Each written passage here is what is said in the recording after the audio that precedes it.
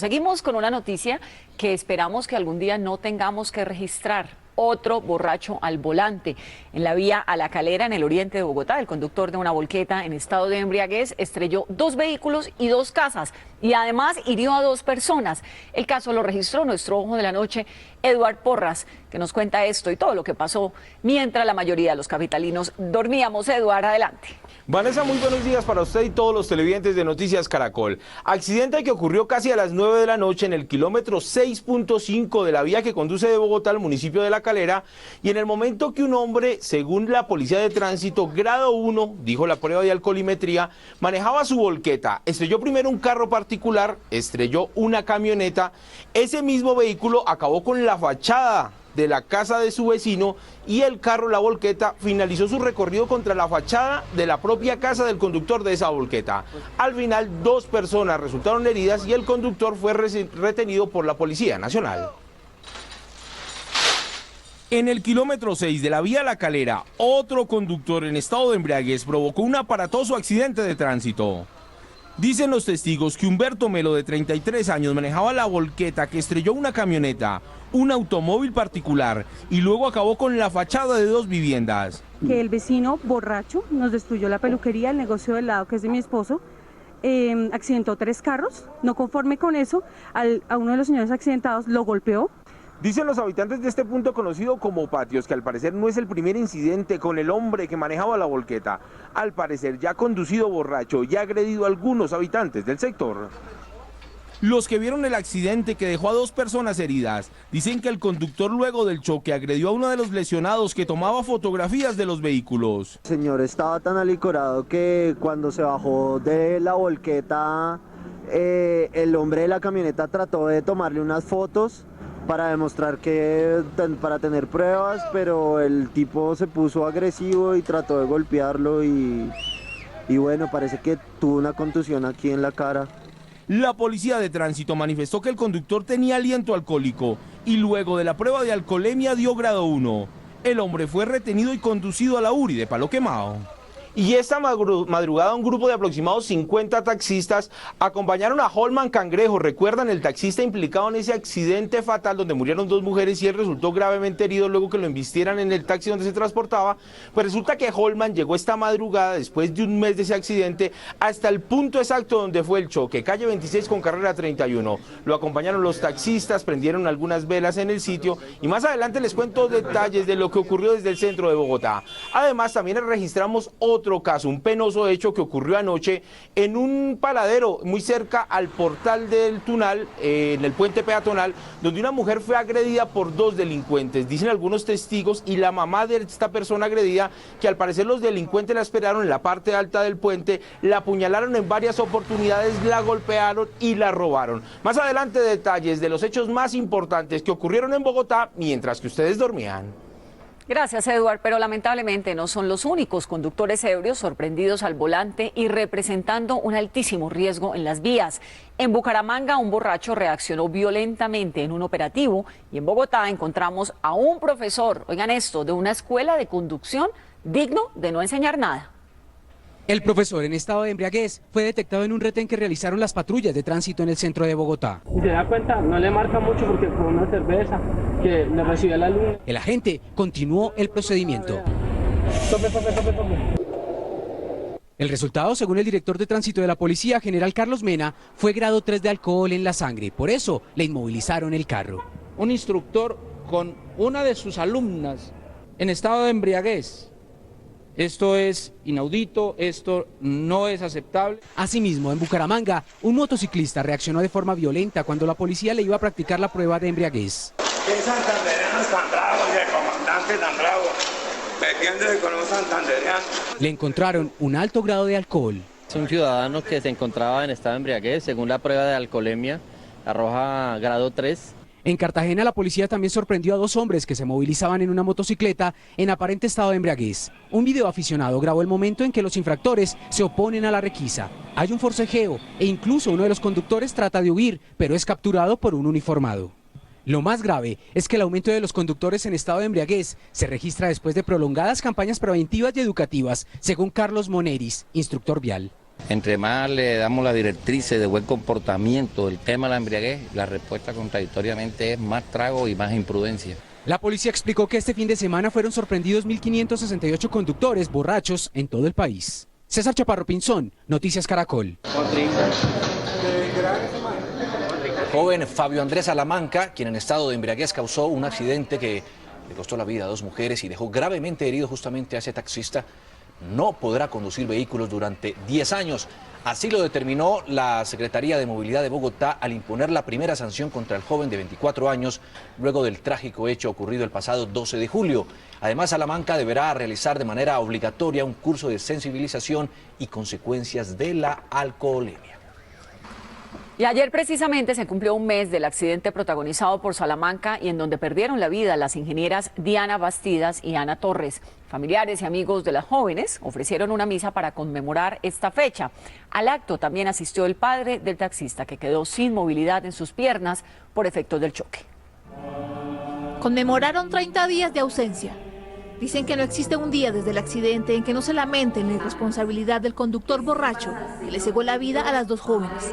Así lo dijeron los familiares de las víctimas en la misa ofrecida para recordar un mes de la tragedia. Un mes de injusticia, un mes donde el señor Salamanca está en su casa tranquilamente, donde la señora juez no lo considera un peligro para la sociedad y donde no ha sucedido nada. José Cangrejo, padre del taxista que quedó sin movilidad en sus piernas tras el accidente, cuestionó la falta de celeridad del proceso contra Fabio Salamanca, el joven de 24 años que produjo la tragedia. Yo quisiera saber si las 2 ingenieras hubieran sido de la DEA.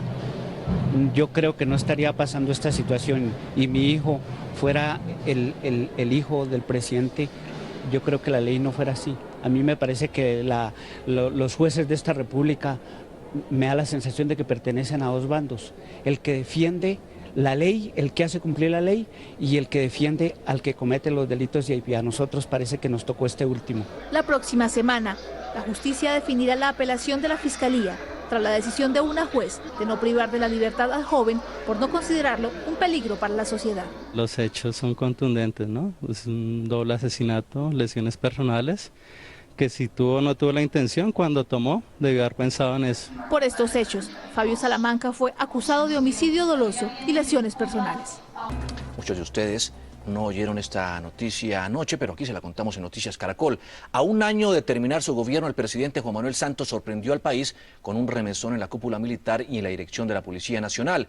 El mandatario anunció el cambio de los comandantes de las fuerzas militares, el Ejército, la Armada, la Fuerza Aérea y también de la Policía.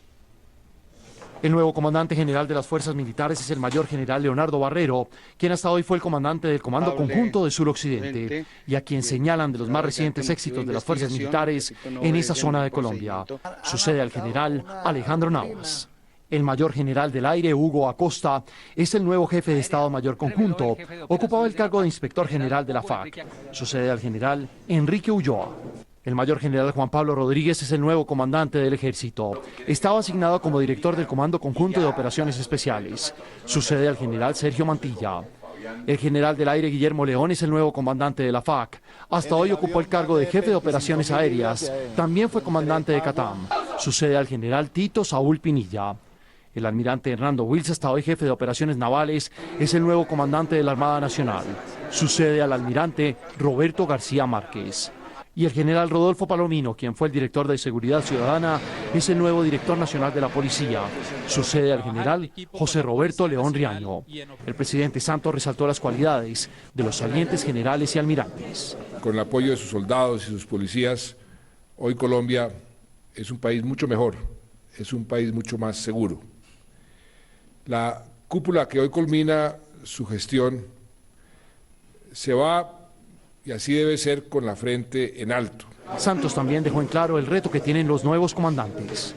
Deberá consolidar el trabajo conjunto y coordinado entre nuestras Fuerzas Armadas, que siga debilitando aún más a los grupos terroristas y a sus fuentes de financiamiento. Desde septiembre de 2011 no había relevo en la cúpula militar y en la policía desde hacía un año.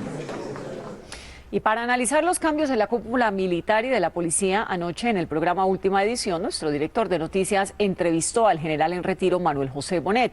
Estos son algunos apartes de la entrevista.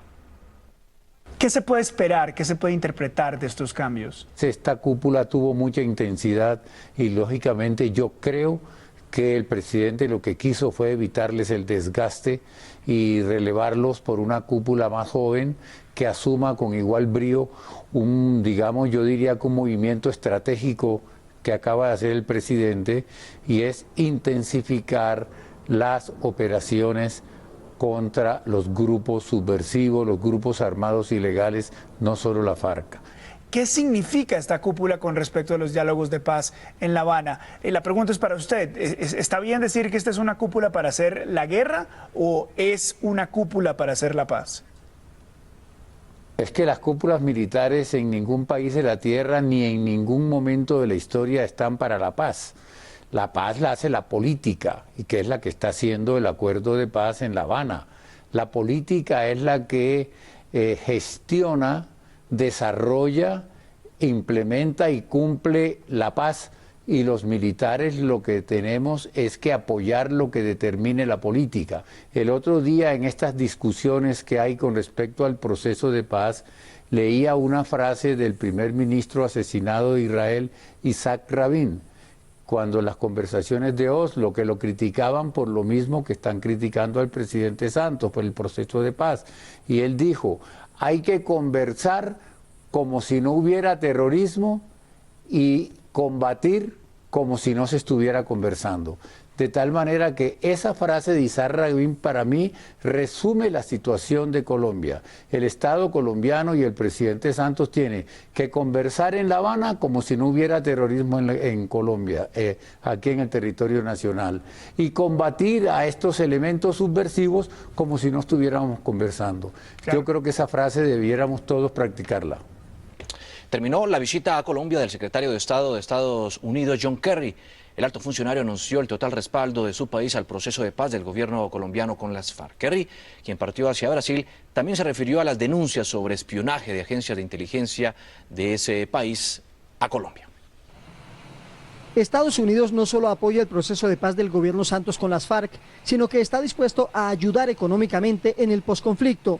Así lo reveló John Kerry, secretario de Estado norteamericano, luego de su reunión con el presidente Santos. Como amigo de Colombia, el presidente Obama quiere que el pueblo de este país sepa que cuando logren esta paz, los Estados Unidos de América harán todo lo que esté en su poder para ayudar a que se respete la paz y para ayudarles a ustedes a implementarla. Kerry también habló del espionaje en Colombia que fue denunciado por el exfuncionario de la CIA, Edward Snowden. Dijo que su país lucha contra el terrorismo. Estamos trabajando en un esfuerzo para prevenir la privación de vida tan irresponsable, tan descuidada y tan devastadora que ocurre con carros bombas, con aparatos explosivos improvisados. Y Estados Unidos va a seguir con estos esfuerzos. Horas antes, Kerry había visitado a soldados y policías víctimas de las minas antipersonales. Allí sorprendió a los asistentes al jugar con ellos voleibol. Escuchó sus historias y elogió su compromiso en la búsqueda de la paz. Nosotros haremos todo lo posible, todo lo que esté en nuestro poder para apoyar este programa y otros programas y a fin de cuentas llegar a la paz en Colombia. Antes de partir hacia Brasil, Kerry destacó la labor de la policía en la lucha contra el narcotráfico al visitar la base antinarcóticos en Bogotá. John Kerry no ahorró calificativos para elogiar a Colombia. Dijo que este país es un relato de éxito, que se está transformando y es un ejemplo para la región y el mundo. A las 6:46 de la mañana, en 60 segundos, les presentamos lo que será noticia en vivo, en breve, desde diferentes regiones del país. Esta es una noticia en desarrollo de Noticias Caracol. Hoy le pusimos el ojo a tu barrio, al sector de Terrón Colorado, en Cali, donde sus habitantes denuncian que la inseguridad tiene azotado un centro de salud. Los ladrones se roban, óigase bien, desde los equipos médicos hasta las tapas de los baños. Carlos Gutiérrez estará en vivo con la comunidad en instantes. Pactos por la vida. Tenemos los detalles de los acuerdos entre la Alcaldía de Bogotá y los tenderos de 7 zonas de la capital, donde se redujeron los horarios para la venta de licor en las tiendas. Estamos con los tenderos y también con el secretario de Gobierno de la capital. En nuestro ojo de la noche, Eduard Porras nos tiene el drama de una mujer que acababa de llegar desde Villavicencio a Bogotá y fue atracada en el puente peatonal del Portal El Tunal. Esto es en el sur de la capital. La mujer fue herida y está bajo observación médica. En Antioquia siguen las investigaciones por el accidente que dejó 7 personas muertas y 8 heridas en Cáceres. La parálisis en el transporte público en la zona es total. Diana Pérez nos va a contar cuál es la situación en la terminal de Medellín.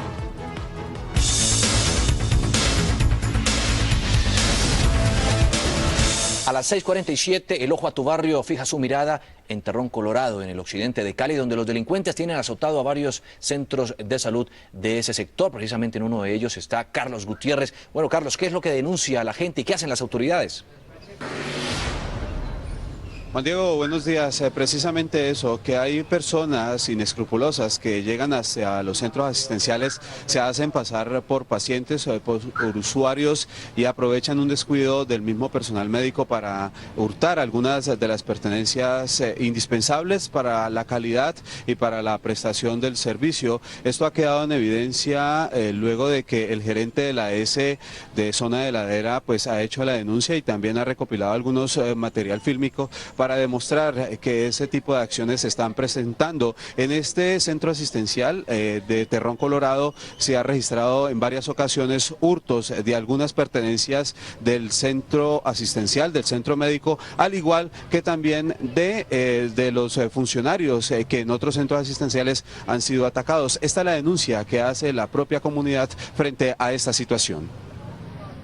Una cámara de vigilancia muestra cómo un hombre acompañado por una mujer aprovecha el descuido de un funcionario del centro de salud del barrio Terrón, Colorado, y hurta de una zona restringida un elemento vital para la prestación del servicio. Ahí se nos llevan un pulsioxímetro, o sea, en una semana no pudimos tomar los niveles de oxígeno en sangre de los pacientes porque definitivamente alguien decidió llevárselos. Ante el hecho, los habitantes del sector, usuarios y hasta el personal médico se muestran sorprendidos por los constantes robos que se registran en el lugar. Incluso se llevan las tapas de las baterías sanitarias. Lastimosamente pues por 5.000, 10.000 pesos, pero pues son equipos que son costosos y lógicamente que representan algo porque es muy vital tener esos equipos dentro de los servicios de urgencia. Las cosas que están llevando son las cosas que prestamos el servicio a la comunidad. Si se llevan el electro, se llevan todas las cosas, pues mucho sacrificio nos ha costado para que nos las den. Y vienen y la comunidad se las está llevando, eso no nos conviene a ninguno. En este otro video se observa cómo una funcionaria es atacada por un paciente, al parecer, porque no le otorga una cita médica para el día que requería el agresor. Estas situaciones, según los pacientes, afecta la calidad del servicio. Esto es de uno, esto le hace falta mucho a uno. Tienen es que más bien ayudar a cuidar, darle ejemplo a la demás gente. Usuarios piden el apoyo de las autoridades para evitar que casos como estos se vuelvan a repetir. Y hemos hablado precisamente desde ayer y durante la mañana de hoy con las autoridades, con la persona correspondiente, particularmente con el gerente de la Zona de Ladera, para dar respuesta a este tema. Nos ha dicho vía telefónica que eso es un tema de intolerancia frente a la agresión que están siendo objeto algunos funcionarios de algunos centros asistenciales asentados en esta parte de la capital vallecaucana. También la policía, que también hemos hecho una indagación, han hecho que pongan las denuncias correspondientes para ellos poder actuar. Pero aquí básicamente lo que dicen la Liga de Usuarios es que la misma comunidad debe proteger estos centros de salud porque paulatinamente el gobierno local hace inversiones y no se justifica que se lleguen y se compren algunos elementos indispensables para que inescrupulosos, algunos delincuentes traten de hurtar estas pertenencias y agredan al personal médico. Eso es todo por ahora desde el occidente, la capital vallecaucana. Carlos Gutiérrez, Noticias Caracol. Carlos, gracias. Y de Cali, vamos a Medellín, mientras se investigan las causas del accidente que dejó 7 muertos y 8 heridos en un corregimiento de Cáceres, en Antioquia, sigue siendo crítica la movilidad en el Bajo Cauca, pues el transporte público está paralizado por el paro minero. Diana Pérez está en Antioquia. Aproximadamente, Diana, ¿cuántos pasajeros se han visto afectados? Buenos días. Buenos días, Vanessa, televidentes, los saludo desde la Terminal del Norte, en Medellín. Mira, aproximadamente 5.400 pasajeros se han dejado de movilizar hacia el Bajo Cauca, los municipios como Caucasia, Cáceres, Planeta Rica o Tarazá. Desde el pasado 17 de julio han dejado de salir 354 buses a esta zona del Bajo Cauca. Pero es que mire, la investigación en este caso continúa y en las últimas horas el conductor de la camioneta quedó libre. Miren en la siguiente nota. De Montería entregó a sus familiares los cuerpos de las 7 víctimas que dejó el accidente de esta camioneta cuando cruzaba por una protesta minera en Cáceres, Antioquia. La policía ratificó la versión dada minutos después de la tragedia. Menores de edad y los muchachos que están apedreando vehículos le lanzan piedras a una camioneta Hilux, el conductor pierde el control del vehículo, se va hacia un lado de la vía donde hay varias personas. Sin embargo, familiares de las víctimas dicen que nadie agredió previamente al conductor. Es falso total de que el señor lo hayan levantado a piedra. Sí habían unos manifestantes, pero él antes de llegar al lugar que es el que se le atravesara, le tiraba el vehículo. Uno de los heridos relató que estaba reunido con otras personas cuando sorpresivamente ocurrió la tragedia. Cuando sentimos la camioneta encima, todo el mundo salió corriendo, el impacto que... huyendo la camioneta. El secretario de Gobierno de Antioquia, Santiago Londoño, respaldó la versión de la policía y dijo que aún no se ha establecido que el conductor estuviera embriagado. La información que tenemos nosotros, que nos la da la policía, es que efectivamente fue atacado el carro. Esa es la información que tenemos hasta ahora, pero pues sin duda alguna habrá que profundizar en la situación para tener conclusiones. El conductor de la camioneta, identificado como Alciavilés Sánchez, fue detenido preventivamente, pero en las últimas horas fue dejado en libertad. En las próximas horas se hará el sepelio colectivo en el municipio de Cáceres y asimismo los habitantes harán una protesta en contra al rechazo también de este trágico hecho. Información desde Medellín, Diana Pérez, Noticias Caracol. Muchas gracias, Diana, y volvemos con nuestro ojo de la noche aquí en Bogotá, Eduard Porras, quien tiene más historias de la intensa actividad que se registró en la capital del país. Eduard, adelante. Juan Diego, muy buenos días. Pues ahora vamos a hablar de la balacera que se registró anoche en el norte de la capital del país y en el momento que un delincuente a bordo de una motocicleta llega a este establecimiento y le dispara a una persona que se encuentra en compañía de un joven ahí sentado en esa mesa en este sitio de la localidad de Suba. Al final una persona murió y 2 personas más resultaron heridas. Vean ustedes mismos lo que dijo un representante de la Policía Nacional. En la clínica fallece uno de ellos, las otras 2 personas se encuentran estables. Obviamente uno de ellos queda capturado, que fue el que llegó a lesionar a las personas. Ahora vamos a hablar del accidente de tránsito que ocurrió anoche en la vía que conduce al municipio de La Calera, donde un conductor en estado de embriaguez estrelló un carro particular, estrelló una camioneta, acabó con la fachada de la casa de su vecino y esa misma volqueta que conducía terminó en su propia vivienda. 2 personas resultaron heridas y luego de las pruebas de alcoholemia y alcoholimetría de la Policía de Tránsito resultó que este conductor de 33 años manejaba en estado grado 1. Se había consumido algunos tragos y por eso fue retenido por la Policía Nacional. Vamos a hablar de otro caso que ocurrió en el sur de la capital del país, un lamentable hecho donde una mujer de 31 años fue agredida por 2 delincuentes en un puente peatonal. Dice la mamá de la víctima que al parecer los delincuentes la agredieron con un arma blanca en varias oportunidades, le pegaron y para colmo de males le robaron sus pertenencias. A las 9:30 de la noche, Carolina Castañeda, de 31 años, fue la víctima de 2 delincuentes que luego de atracarla la apuñalaron en reiteradas ocasiones y además la golpearon. Según lo que observamos en este puente peatonal que da al portal del Tunal, la primera agresión de los delincuentes a la mujer de 31 años ocurrió en este sitio, ya que está totalmente lleno de sangre. Al parecer, la mujer alcanzó a dar 5 o 6 pasos y aquí le rasgaron sus prendas, le quitaron sus pertenencias y luego salió gravemente herida hasta el otro costado del puente peatonal. Pues está estable, pero pues la apuñalaron muchísimo, le dañaron la mano derecha, ambas manitos, le pusieron una puñalada aquí, otra aquí en el hombro y de igual manera le robaron todas sus pertenencias, todo lo que traía. Dice la mamá de la víctima que su hija, que trabaja con el área de la salud, llegó en una flota proveniente de la ciudad de Villavicencio. Cuando pasaba el puente peatonal para tomar un Transmilenio hacia el norte de Bogotá, fue brutalmente agredida. Ella me dijo que ella medio le había dado valor de bajarse a la rampa corriendo y en la rampa ya un señor que había en un carro la auxilió para que los policías la recogieran. A esta hora, Carolina se encuentra recluida en la unidad de cuidados intensivos del Hospital del Tunal, con varias heridas en el pecho, en las manos y en sus piernas, producidas al parecer por 2 armas blancas. De los delincuentes no se tiene ninguna pista. Y esta madrugada la policía de tránsito retuvo dentro de una estación de servicio a un hombre que pretendía robar a un taxista y que lo intimidó con un arma blanca.